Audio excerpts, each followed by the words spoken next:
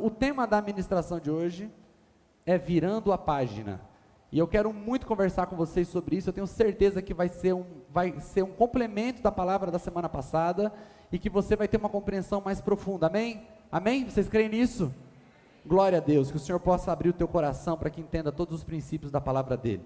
Nós usamos muito esse termo, virar a página, quando a gente está aconselhando alguém que está muito preso no passado. Está conversando com alguém, a pessoa está lá falando do ex-namorado, ou do ex-trabalho, e aí você diz para essa pessoa assim: cara, você precisa virar a página. Vira a página. Pula para a próxima, vamos falar de coisas novas. Então é um termo que a gente usa, na verdade, para tentar ajudar as pessoas a seguirem em frente.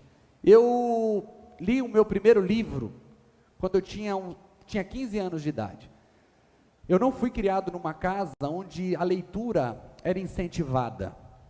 Na verdade, minha mãe e meu pai fizeram tudo que eles puderam fazer, sendo eles pessoas que tinham feito primeiro, segunda série só, do ensino fundamental, e eles trabalharam, nos criaram nos caminhos do Senhor, e o mais próximo que a gente tinha de leitura, era na própria escola dominical. Nós não líamos muito na escola, o objetivo era passar de ano, era ouvir no final do ano assim, ó, passou, uau, não importa se tinha C, D, 5, 4, não importa, na época ela era ABCD, né, hoje em dia meus filhos é 8, 9, 10, hoje em dia meus filhos conversando dentro do carro, e aí o Antônio falando com muito pesar, porque em uma das matérias dele ele tinha tirado 8, aí eu falei, mas peraí, você está triste ou feliz? Estou triste, né, pai, porque a média é 9, 9,5, falei, ah, meu Deus do céu. Mas eu não tinha esse incentivo, e isso para mim não era uma referência. Eu lembro que quando eu li o primeiro livro, eu peguei um costume, eu não conseguia parar, eu não conseguia ir para um segundo livro se eu não completasse aquele. E às vezes o livro era ruim, né, sabe, você lia 20 páginas e falava, esse livro é ruim, que vontade de parar, mas eu peguei uma mania, um tique, eu falava, não posso ir para o próximo, não terminei esse ainda. E aquilo virou uma mania, e depois eu aprendi que se o livro era ruim, eu podia parar. Eu podia parar, mas essa mania, ela tinha um certo desejo de não deixar as coisas pela metade, de completar as coisas, de não pular uma página, de não pular um texto importante, ler tudo. E quando nós trazemos isso para a vida, para a aplicação prática da vida, quando nós olhamos para a vida como um livro sendo lido, nós entendemos que cada fase da vida tem seus ensinamentos, tem suas histórias que precisam ser lidas, que precisam ser compreendidas.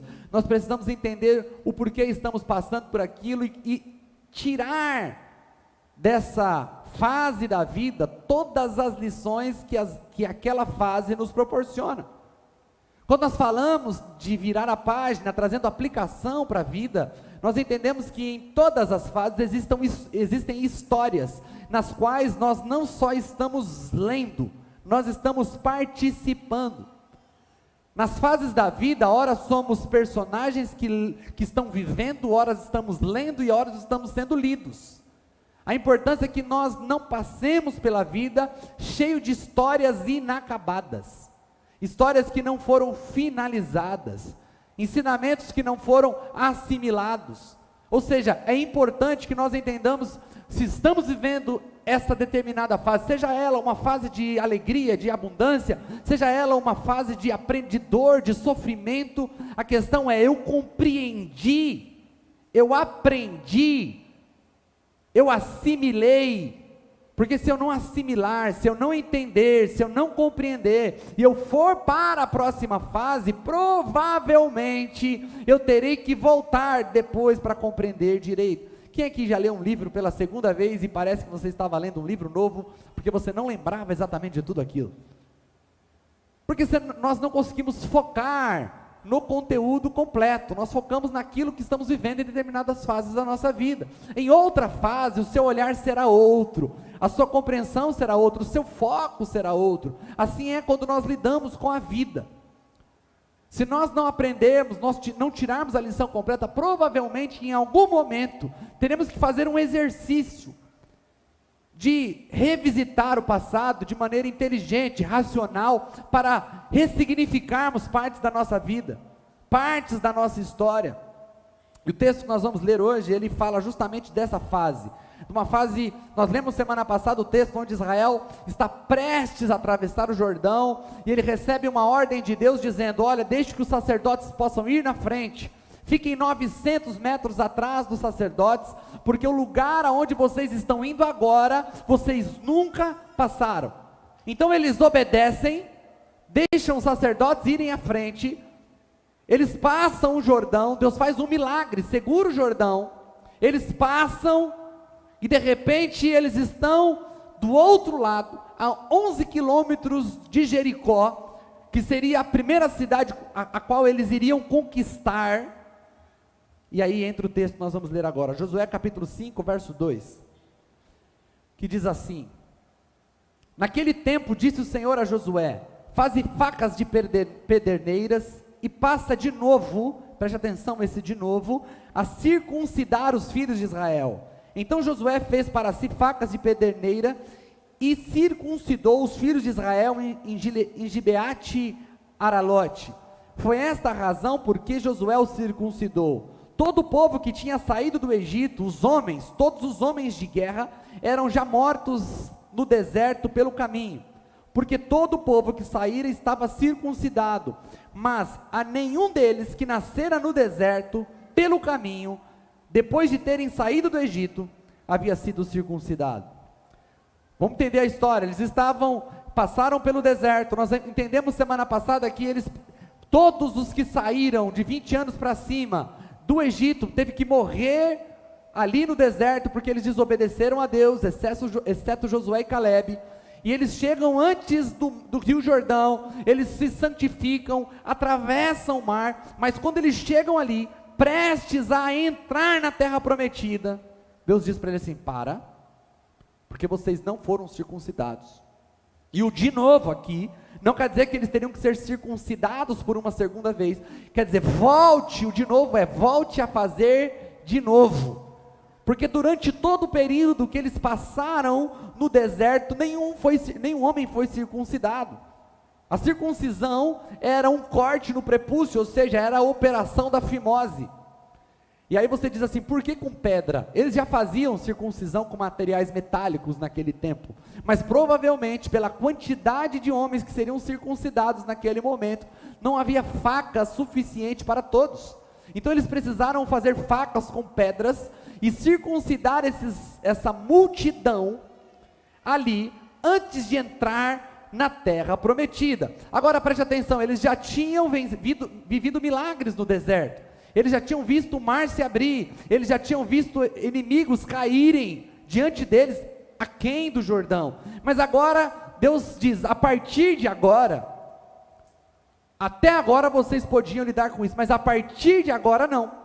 Deus traz essa questão da circuncisão como algo que era para ser feito de forma imediata. Olha o que significa a circuncisão. Gênesis capítulo 17, abre comigo aí, acompanha comigo. Se puder desligar essa caixa aqui, eu agradeço, né? Gênesis 17, do verso 10 ao verso 11, diz assim: esta é a minha aliança que guardareis entre mim e vós, e a tua descendência. Todo macho entre vós será circuncidado, circuncidareis a carne do vosso prepúcio. Será isto por sinal de aliança entre mim e vós.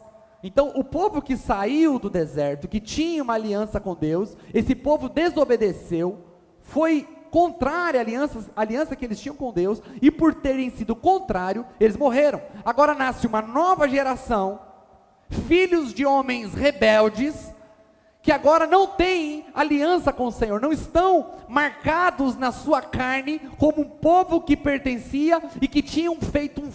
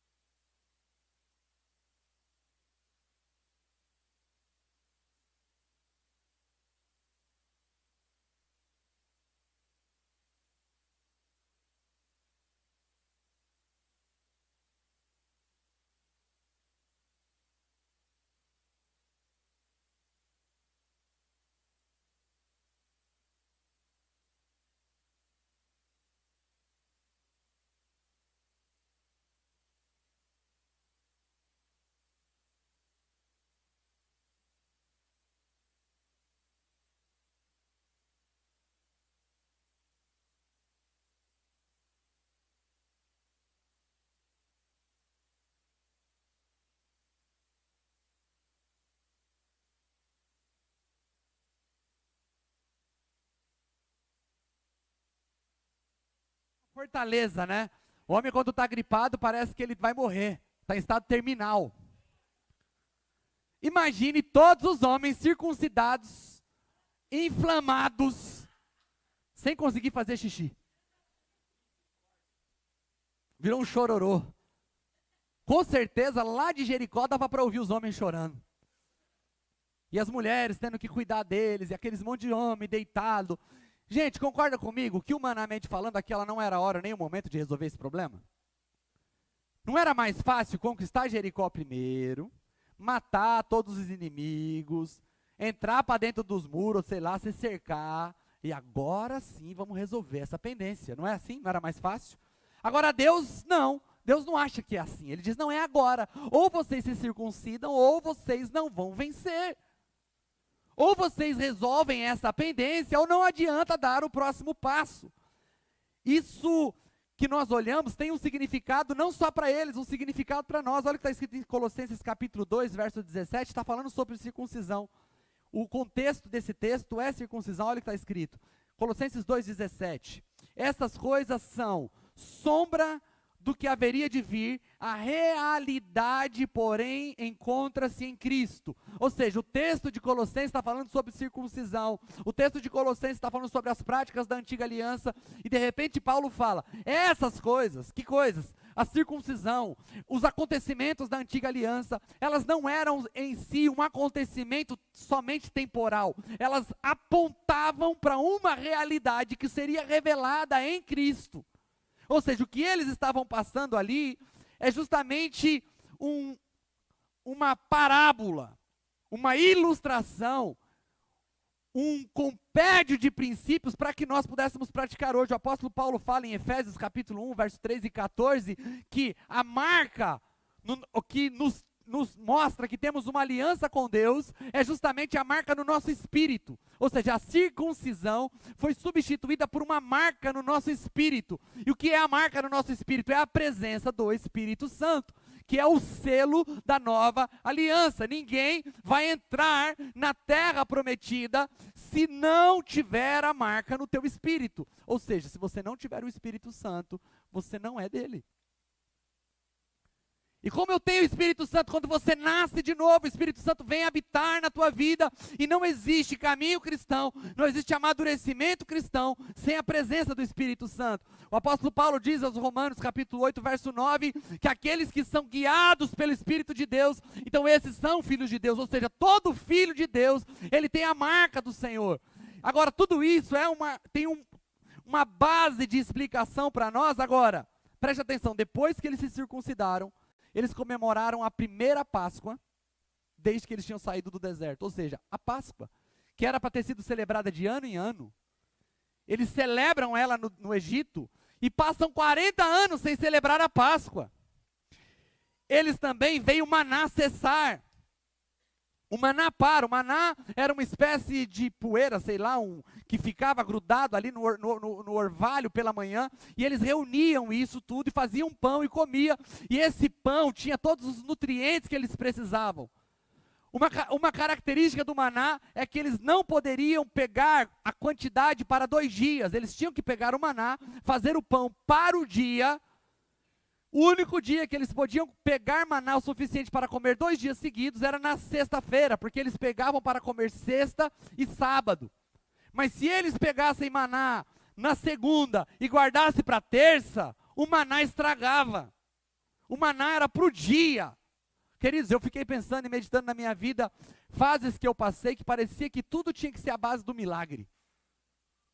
Era o pão de cada dia nos dai hoje, eu não sabia o que eu ia fazer amanhã. Parecia que agora vai sobrar, não sobrava, era só para aquele dia mesmo, Deus estava cuidando daquele dia. E aí no outro dia era um novo dia, aí Deus cuidava daquele dia também, e aí depois o outro dia, e depois o outro dia, e depois você terminava um ano e dizia assim, nossa, eu comecei esse ano, eu nem sabia como que eu ia terminar, mas parece que todo dia Deus proveu um milagre. Isso é maravilhoso, não é? Mas também eu não quero viver só disso, eu quero também chegar um dia, poder ter para o dia seguinte, poder planejar para os meus filhos, não é verdade? Todo mundo quer viver o tempo de abundância, um tempo onde você possa pensar em melhorar a tua casa, em resolver problemas, em se preparar para levar teu filho para uma escola, em ter condições de fazer uma viagem, mas numa determinada fase da minha vida, eu vivi milagre pro dia, só pro dia, eu até pensava, será que se eu passear, Deus provê para esse passeio também? Mas o povo de Israel passou 40 anos vivendo o dia de milagre. A Bíblia diz que quando eles se circuncidam, eles celebram a primeira Páscoa, o maná para imediatamente. E a Bíblia diz que eles começam a colher da terra. Isso mostra que eles estavam vivendo uma etapa na vida deles que era uma etapa de mudança de fase. E que na mudança de fase, Deus exigia que eles acertassem as pendências. Olha o que está escrito em Josué 5, 8 e 9. Eu vou ler de novo esse texto. Josué capítulo 5, verso 8 e 9 diz assim: e depois que a nação inteira foi circuncidada, eles ficaram onde estavam no acampamento até se recuperarem. Então o Senhor disse a Josué: hoje removi de vocês a humilhação sofrida no Egito. Por isso até hoje o lugar se chama Gilgal. Preste atenção nisso. Eles saem do Egito para ir para um lugar. Esse lugar era uma chegada muito rápida. Segundo a história, eles chegaram diante da Terra Prometida em 2 anos. E ainda foi demorado, mas foi demorado pela quantidade de pessoas, pelos percalços, pelas guerras que eles encontraram. Eles foram atacados pelos amalequitas logo que eles atravessaram o Mar Vermelho. Era uma multidão incontável de 600 mil homens preparados para a guerra. Baseado nisso, nós podemos fazer uma conta. Se cada um desses homens tinha uma mulher, que às vezes tinha 2, e cada um tivesse 3 filhos, que era muito pouco para a época, tinha 10, 8 filhos, era uma multidão de aproximadamente 3 milhões de pessoas. Eles chegam diante da Terra Prometida muito rápido, e quando os espias vão e trazem um relatório da terra, mas eles infamam a terra, ou seja, eles dizem que é impossível conquistar, e eles se rebelam contra Deus e contra Moisés. A Bíblia diz que Deus manda eles voltarem para o caminho do Mar Vermelho, e por isso eles ficam circulando durante 40 anos. O que Deus está dizendo nesse texto? Que eles saíram para ir num lugar, todos os que tinham aliança morreram, agora os que não tinham aliança estavam vivos, ainda não tinha se cumprido o que Deus disse quando eles saíram do Egito. Agora Deus diz: agora eu tirei a vergonha do Egito. Agora vocês concluíram a etapa do deserto. Ou seja, eles passaram 40 anos andando em círculos sem concluir uma etapa que se iniciou com a saída deles do Egito. 40 anos vivendo a mesma página, 40 anos lendo e relendo, falando: Deus, eu não estou entendendo. Lê de novo, eu não estou entendendo. Pratica, eu não estou entendendo. Porque muitas vezes nós lemos um livro, e às vezes as pessoas, conheço um monte de gente que gosta de ler muito. A pergunta é: você não precisa ler 20 livros. A pergunta é: você pratica o livro que você lê? Pastor, esse ano eu li 20 livros, o que me importa? Você praticou alguma coisa que você leu? Você agregou ao seu comportamento alguma coisa importante que você leu? Pastor, o ano que vem eu vou ler a Bíblia inteira. Glória a Deus, que pelo menos um capítulo da Bíblia, durante um mês, se você pegar um texto, um princípio, e agregar a tua história de um capítulo que você li Gênesis inteiro, mas eu aprendi uma coisa em Gênesis e eu apliquei no mês de janeiro.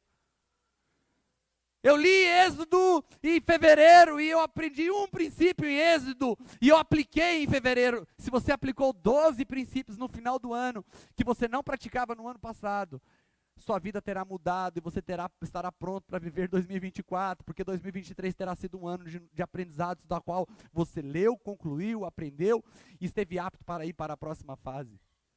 O problema é que eles passaram 40 anos sem compreender exatamente o que Deus estava falando. Se você ler o relato de Moisés em Êxodo a respeito dos espias, você tem uma impressão que foi Moisés que disse: não, vamos levantar 12 espias para espiar a terra. Quando você faz a releitura em Deuteronômio, que é uma releitura da lei, você vai perceber que não foi uma ideia de Moisés enviar 12 espias. Moisés diz: vamos possuir. Moisés está dizendo isso em Deuteronômio. E ele diz: não, vamos enviar antes de nós os espias para espiar a terra. Eles tiveram uma decisão equivocada. E por conta de uma decisão equivocada, eles entraram num ciclo da qual eles não conseguiam sair de forma simples. Aqui tem uma tipologia linda. O Egito simboliza o lugar onde nós éramos governados pelo império das trevas. O deserto é lugar de transição. E a terra prometida? Qual é a tipologia da terra prometida? Você poderia dizer, pastor, a terra prometida é uma tipologia do céu. Não, não é. Como assim não, pastor? Porque a Bíblia diz que para entrar na terra prometida eles tiveram que batalhar. E para entrar no céu, nós não temos que batalhar. Para lá nós iremos levados pela aliança, pelo sangue de Cristo, pelo compromisso de Cristo. Então, se a terra prometida não é a tipologia do céu, a terra prometida é a tipologia do quê? A terra prometida é a tipologia da vida que nos espera. Uma vida onde a gente planta e a gente colhe. A terra prometida é uma tipologia do lugar onde a gente vive sob princípios, o Senhor cuida de nós. A terra prometida é um lugar onde mana leite e mel, onde o nosso trabalho é recompensado, onde a gente consegue viver, onde a gente consegue estabelecer nossa casa, nossa família, onde a gente vive em cidades protegidas contra os inimigos. A terra prometida é um lugar onde o cristão vive uma vida estabelecida em Deus. Então, se eu saí do Egito, Deus me salvou do império das trevas, e eu estou no deserto, lugar de aprendizado, lugar de milagre, mas lugares onde as pendências são toleradas. Se eu quero sair do lugar de transição, se eu quero sair do lugar onde eu vivo só sob milagre, se eu quero aprender a viver uma vida de construções sólidas, porque no deserto eles viviam em tendas, não tinha moradia fixa. Tanto que quando eles fazem a festa das cabanas, ou a festa dos tabernáculos, todos eles constroem tendas para lembrar os filhos que em determinado momento da vida deles, eles eram peregrinos no deserto. Mas quando eles chegam na terra prometida, eles estabelecem casas, casas onde eles vão morar. Deus estabelece lugar, moradia, Deus estabelece território. A terra prometida é a tipologia da vida do cristão que se estabelece com segurança, com estrutura, que ele pode construir sua casa, construir sua família. Eu não sei se você já está na terra prometida. Talvez você ainda esteja vivendo vagando. Talvez sua vida seja uma vida de tantas incertezas a respeito de tudo, que você não consegue construir nada. Tua família não é construída, sua mente não é construída, seus planos não são construídos, sua história não é construída. Você vive uma bagunça em todas as áreas da sua vida. Provavelmente você já esteja no deserto. Você não está sob o domínio do inimigo, você já saiu do Egito. Mas você ainda não chegou no lugar onde mana leite e mel, onde você está construindo uma história em Deus. Será que você consegue se identificar com isso?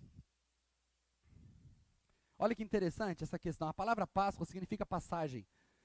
É passagem de diversas maneiras. Ela se chamou Páscoa porque era o dia que o anjo da morte passou sobre as casas e não entrou na casa daqueles que tinham o sangue do cordeiro nos seus umbrais. É daí que vem o significado da palavra Páscoa. Mas ela é uma palavra abrangente, porque foi também na Páscoa que eles saíram do Egito. Também é passagem para o novo tempo. O que ele está dizendo é que não há Páscoa, não há passagem sem você quitar suas pendências. Olha que texto maluco esse. Esse texto eu debrucei sobre ele várias vezes, desde do capítulo 4, verso 24 e 26. Diz assim: numa hospedaria ao longo do caminho, o Senhor foi ao encontro de Moisés e procurou matá-lo. Quem é que já leu esse texto? Olha que texto louco.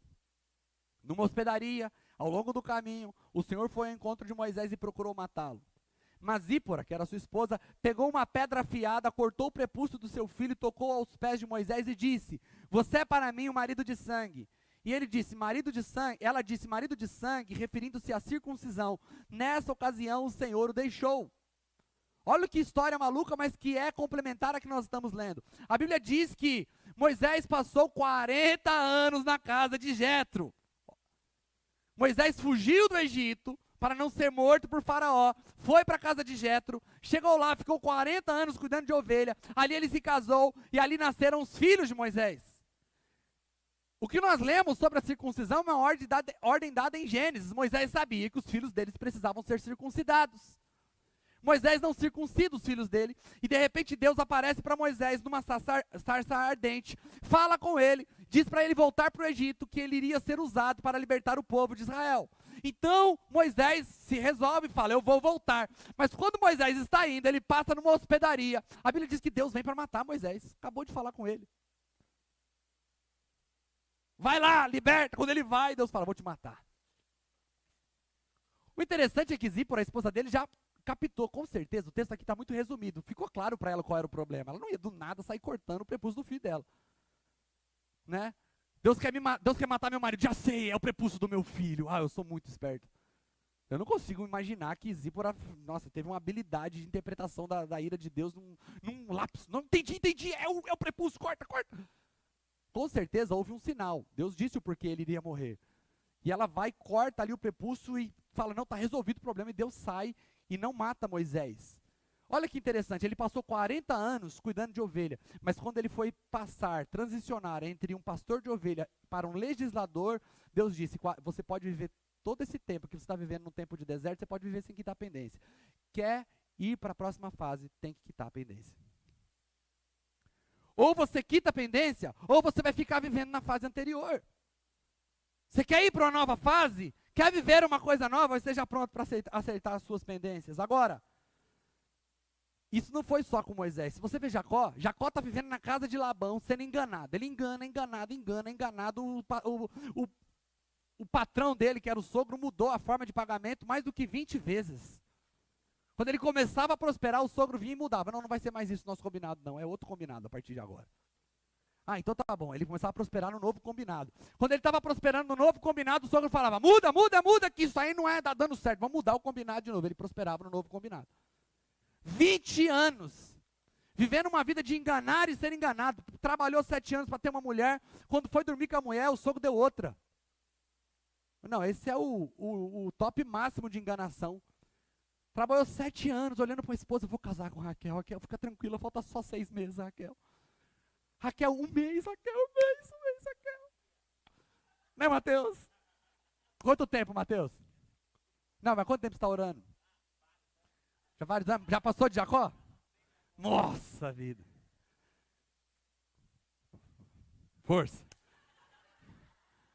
E aí Jacó, orando, faltou um dia, amanhã é o dia tão precioso, entra de noite na tenda, Raquel de véu, mas pouco importa também o véu na cara, quero saber do rosto, já vi o rosto dela por 7 anos, e parte pro abraço, com toda a alegria do mundo. No outro dia ele acorda, quando olhar para a cara dela, não é Raquel, ela é. Aí fala, não é possível. Aí ele vai falar com o sogrão, é o seguinte, você deu uma mulher errada para mim. Não dei errada não, dei a certa mesmo. Não, mas trabalhei por Raquel. Não, porque aqui em casa, você tem que casar com a mais velha primeiro, depois com a mais nova. Aí fala, não acredito, você não falou isso para mim 7 anos atrás. Seguinte, pode ficar com a outra lá, vai lá, dorme com a outra daqui uma semana, mas vai trabalhar mais 7 anos pela outra. Trabalhou 14 anos para pagar para uma mulher. Depois que ele trabalha 14 anos de graça, ele trabalha 6 anos sendo enganado. Aí Deus dá uma direção que agora ele tem que ir para uma próxima fase. Quando ele vai para uma próxima fase, ele fala o seguinte, Deus traz clareza para ele. Não tem como ir para a próxima fase se eu não acertar o problema com meu irmão de 20 anos atrás.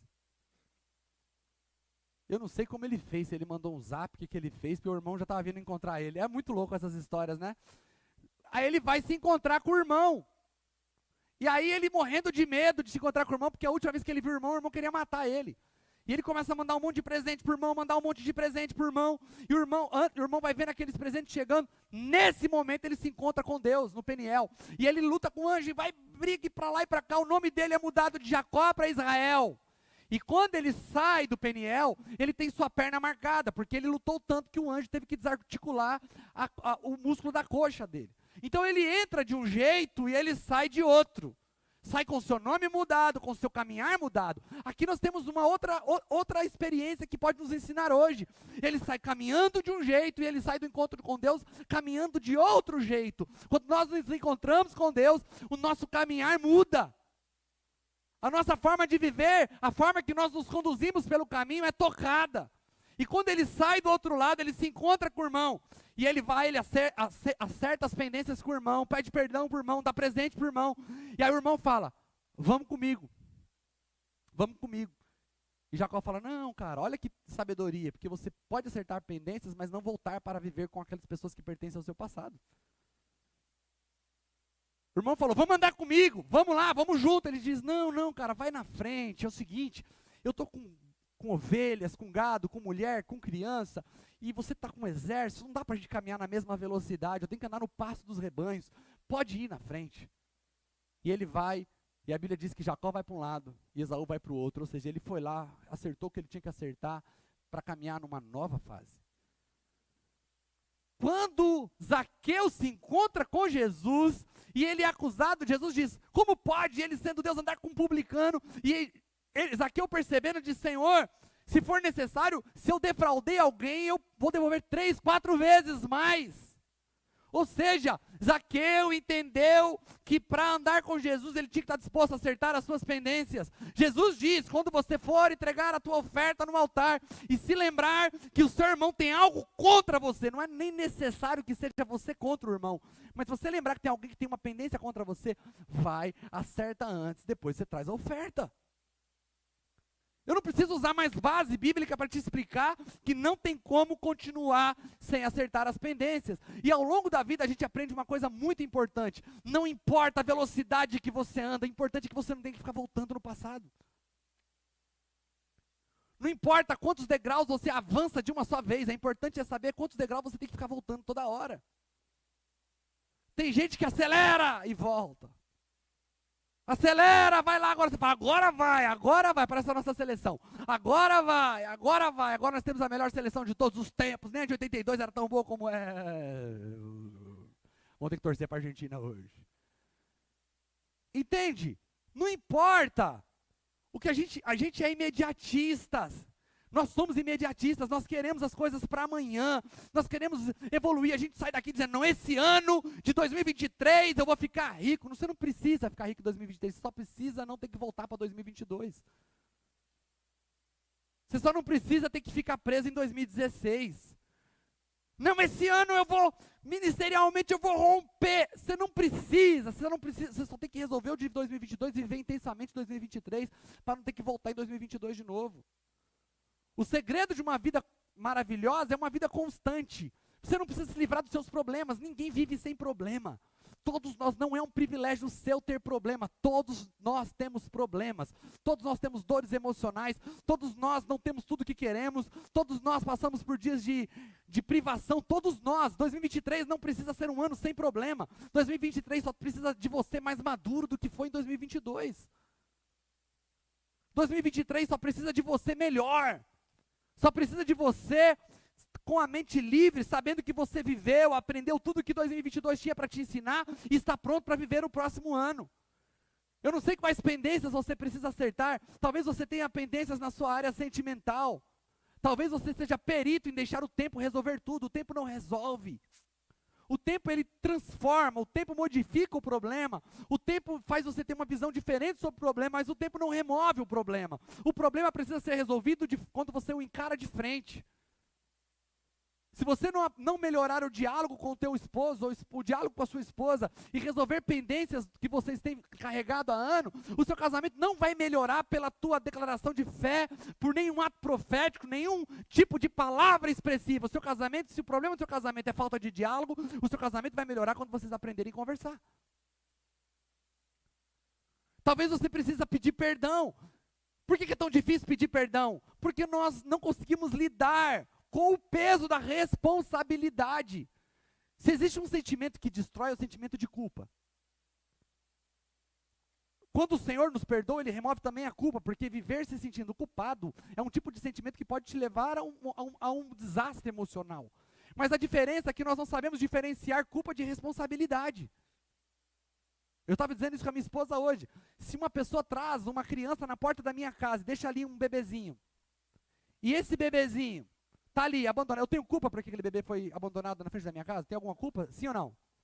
Mas você concorda comigo que a hora que eu abrir a porta e ver o bebezinho, a partir daquele momento aquele bebê é minha responsabilidade? Não importa o que vai ser feito, se ele vai ser levado para um orfanato, se eu vou adotar, ou se eu vou chamar a polícia, o que eu vou fazer, importa, a criança precisa ser cuidada naquele momento. Eu não sei se o que você está vivendo é culpa tua. Talvez seja culpa de outra pessoa, mas com certeza sair dessa situação é responsabilidade tua. Assumir a responsabilidade pelo que você está vivendo, assumir a responsabilidade pelo acerto das pendências, vai garantir a sua passagem para uma próxima fase. Não importa a dor que você terá que enfrentar para passar por isso. Você terá que assumir a responsabilidade. Se eu estou vivendo isso, isso agora é um problema meu. Mas fulano fez, não se concentre no que fizeram com você, porque o que fizeram com você é irrelevante para determinar se você vencerá ou perderá. Jesus, quando está confrontando os fariseus que estão dizendo a ele que os discípulos deles não lavavam a mão para comer, Jesus diz assim: para com isso, o que contamina um homem não é o que entra pela boca, mas é o que sai pela boca do homem, porque o que entra pela boca passa pelo sistema digestivo e é expelido, mas o que sai da boca do homem provém do coração. O que Jesus está dizendo é que não é o que entra, é como sai.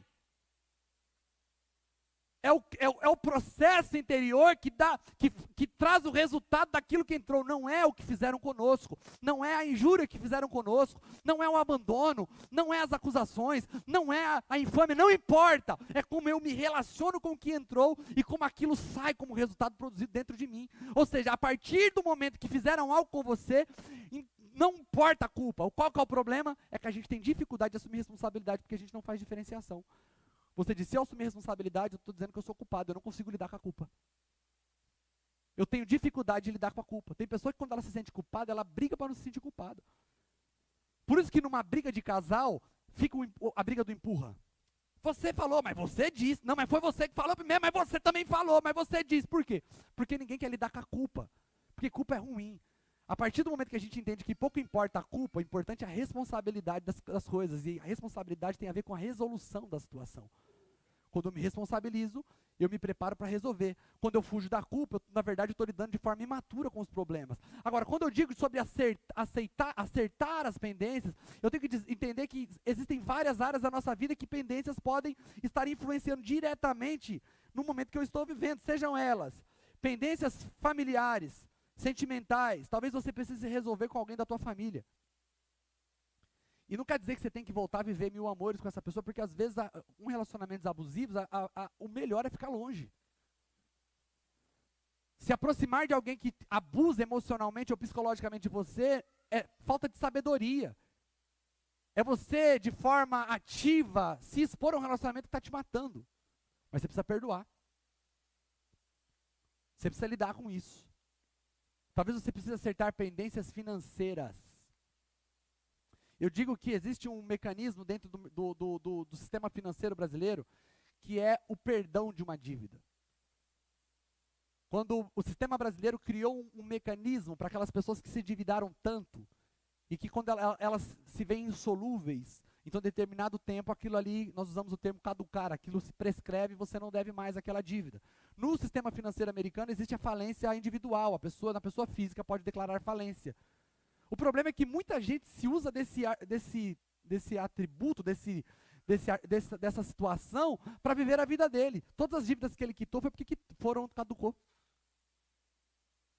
Não pagou o cheque, caducou. Não pagou a dívida, caducou. E você vai vivendo assim. Você acha que você vai chegar onde desse jeito? Ou você paga as suas dívidas, ou você paga seus boletos, ou você vai viver a vida toda uma vida miserável. Você tem que ter coragem de voltar na pessoa que você deveu e conversar com ela. Não tem condições de pagar tudo, financia, parcela.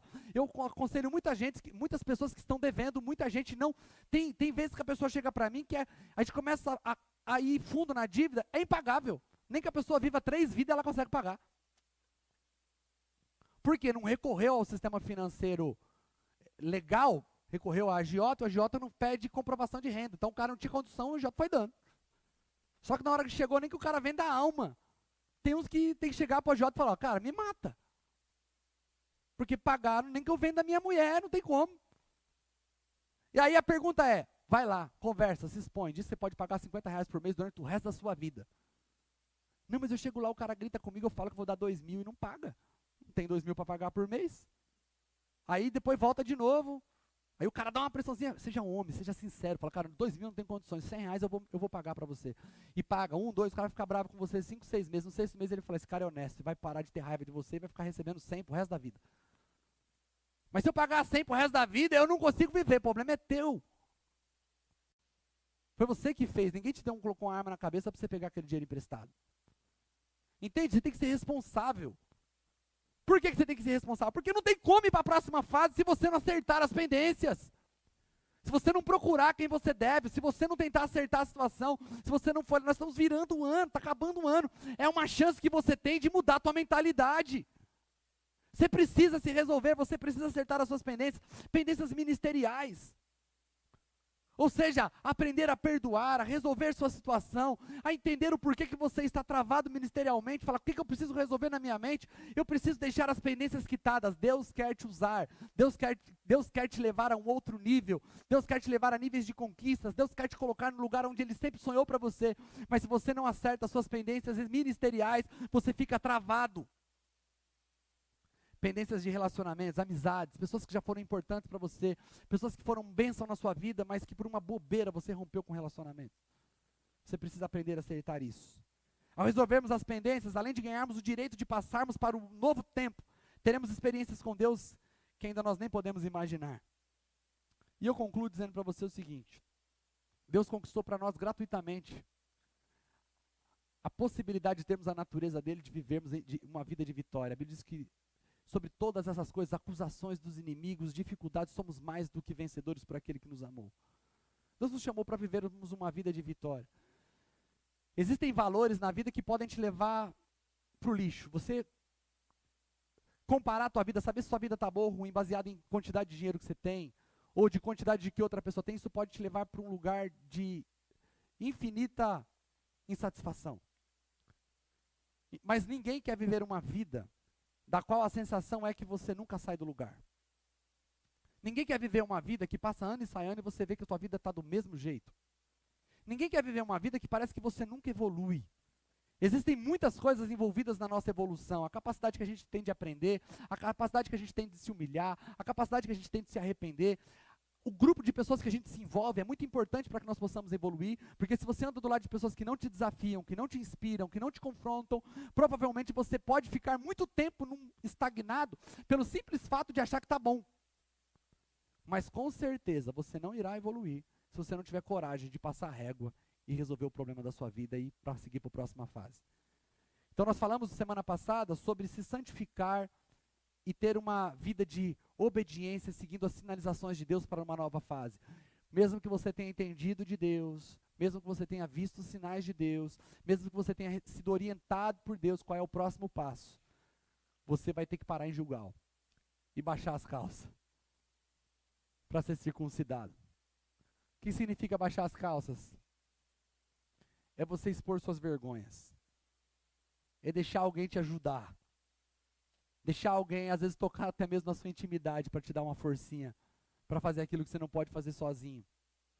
Não dá para seguir sozinho, não dá para seguir com pendência, e não dá para seguir vivendo a mesma vida para sempre, mesmo Deus estando nos convidando para uma nova fase. Quem aqui quer virar a página? Vamos ficar em pé, vamos orar sobre isso, quero orar com você.